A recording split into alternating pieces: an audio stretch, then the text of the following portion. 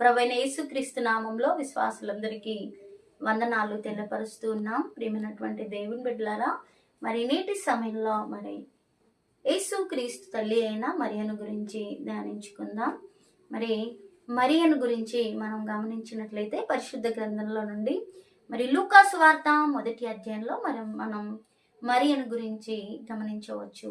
ఆమె కన్యకగా ఉంది.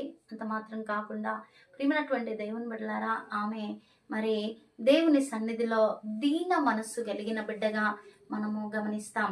కాబట్టి తనలో ఉన్నటువంటి దీనత్వాన్ని బట్టి దేవుని వలన ఆమె కృప పొందినట్టు మనం గమనిస్తున్నాం.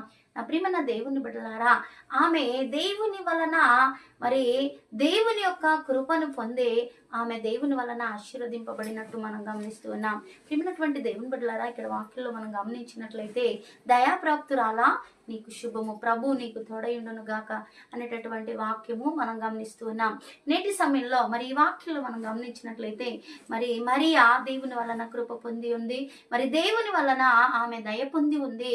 అంత మాత్రం కాకుండా మరి ఎలిజబెత్ ఆమె విషయమై తెలియపరుస్తున్న మాట ఏంటంటే, స్త్రీలలో నీవు ఆశీర్వదింపబడిన దానవు, నీ గర్భఫలమును ఆశీర్వదింపబడిందని మరియను బట్టి ప్రస్తావించడం జరిగింది. కాబట్టి ప్రియమైనటువంటి దేవుని బిడ్డలారా, మరియా మరి దేవుని సన్నిధానంలో ఆమె ఒక నీతి మంత్రాలుగా ఉండటం వలన దేవుని దయను పొంది మరి దేవుని కృప వలన సర్వోన్నతుని శక్తి ఆమెను ఆవరించి మరి దేవుడే కుమారునిగా ఆమె గర్భమున ధరింపబడినట్టు మనము గమనిస్తూ ఉన్నాం. కాబట్టి ప్రియమైనటువంటి దేవుని బిడ్డ, మరి సమయమందు మరియలో ఉన్నటువంటి దీనత్వము దేవుని కృపను పొందేలా చేసింది. మరియలో ఉన్నటువంటి దీనత్వము, మరియలో ఉన్నటువంటి పరిశుద్ధత, మరియలో ఉన్నటువంటి మరి దేవుని బిడ్డగా ఆమె దేవుని వలన కృప పొందినట్లు యేసుక్రీస్తు ప్రభువునికి మరి జన్మనివ్వడానికి ఆమె ఒక సాధనముగా మరి దేవుని సన్నిధిలో మరి ఆమె ఉండినట్లు మనం గమనిస్తూ ఉన్నాం. దేవుడు మిమ్మల్ని దీవించును గాక.